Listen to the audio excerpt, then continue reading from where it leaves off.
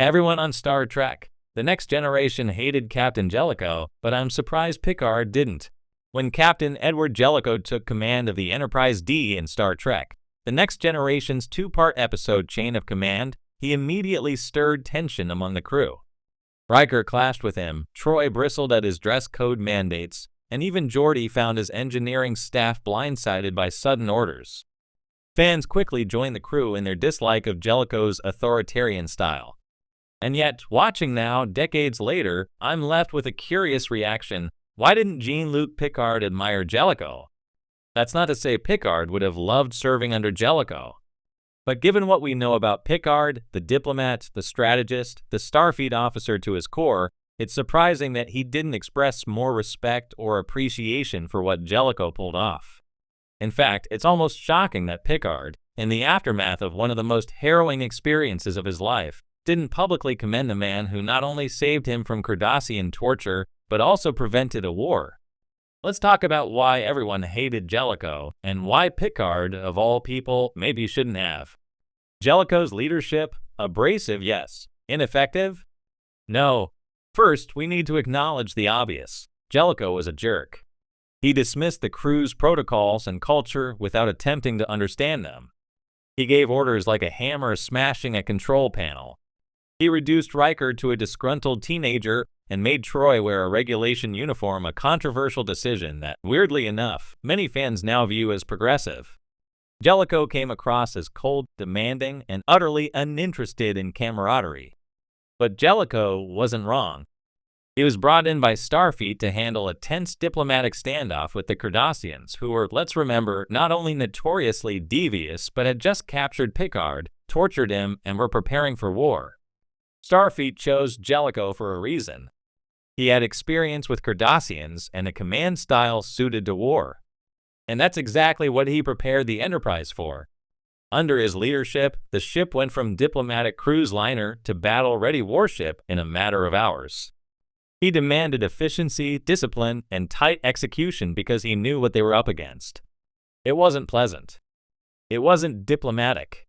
But it worked. This is the first clue that Picard should have appreciated Jellico. Picard understands that command sometimes means making unpopular decisions. He understands Starfleet protocol and the necessity of adaptability in the face of shifting political landscapes. Jellico did what needed to be done. Riker hated Jellico because Jellico saw through him. One of the most explosive dynamics in Chain of Command is between Jellico and Riker. They clashed hard. Riker, known for his easy charm and intuitive leadership, struggled under Jellico's rigid structure.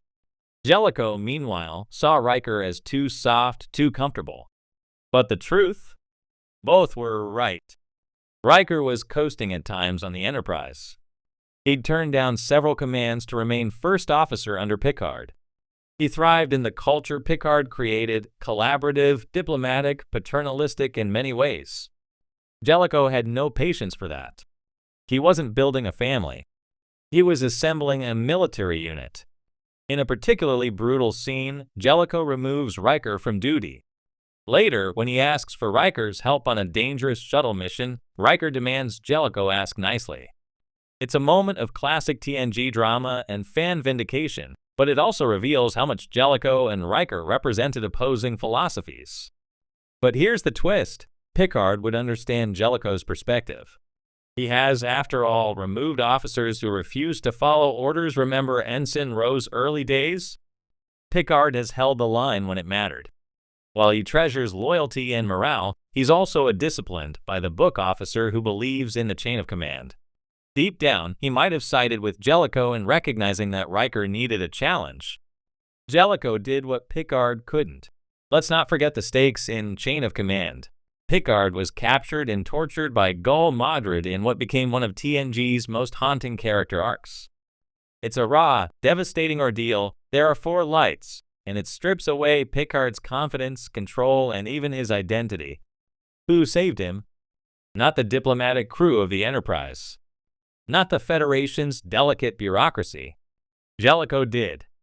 Jellico outmaneuvered the Cardassians through sheer tactical brilliance. He mined a region of space, threatened their fleet, and called their bluff. He didn't hesitate. He didn't wring his hands. He acted. It worked. Had Picard been in that captain's chair, would he have made the same call? Maybe. But the fact remains, he didn't. Picard was vulnerable, and in his absence, Jellico stepped in and executed a perfect operation. There's an argument to be made that Picard, had he seen the full picture from the outside, would have deeply respected the maneuver. After all, Picard is a student of Sun Tzu, Shakespeare, and Federation law. He's not blind to pragmatism. He's just usually too principled to wield it so bluntly. Why didn't Picard say more? At the end of Chain of Command, Picard returns to the bridge. He's visibly altered by his experience. The crew is relieved. Jellico is gone. Everything, ostensibly, returns to normal. But Picard never offers commentary on Jellico's role in his rescue. Was it oversight? Trauma? Or something deeper? Perhaps Picard was grappling with the contrast between himself and Jellico. Where Jellico is cold, Picard is warm. Where Jellico acted fast, Picard deliberates. Jellico may have been what Starfleet needed, but Picard is what Starfleet wants. And maybe that quiet tension kept him from singing Jellico's praises. Alternatively, perhaps Picard, still reeling from his trauma, couldn't afford to see Jellico as a hero. After all, Jellico's arrival coincided with one of Picard's lowest points. Praising Jellico would have meant confronting the fact that Picard wasn't in control, and that's something he wouldn't come to terms with until much later. See First Contact, Picard Season 1. Rewatching with modern eyes. Today, in an era where television audiences are more attuned to nuance, leadership theory, and trauma response, Jellico is undergoing a bit of a redemption arc. Fans now argue that he was unfairly vilified, that he was a wartime captain in a peacetime crew, and he made the tough calls no one else could. And maybe that's the final reason I think Picard should have appreciated him. Jellico wasn't the leader the Enterprise crew wanted, but he was the leader they needed at that moment. He held the line. He saved the mission. He saved Picard. That's not nothing. It's easy to dislike Jellico. He was arrogant, dismissive, and unlikable. But leadership isn't a popularity contest. It's about results.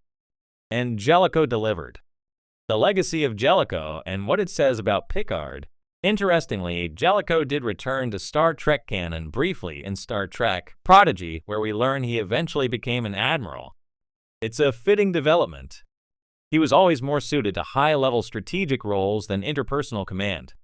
And while his return wasn't headline news, it affirmed something long suspected. Starfleet valued him, even if the Enterprise crew didn't. As for Picard, his silence speaks volumes. In his own way, Picard probably did respect Jellico. He just never said it. Because Jellico reminded him of the parts of himself he feared: detachment, command without compassion, effectiveness at the cost of connection. And while Picard ultimately embraced a more humanist philosophy, he likely knew that men like Jellico kept the Federatio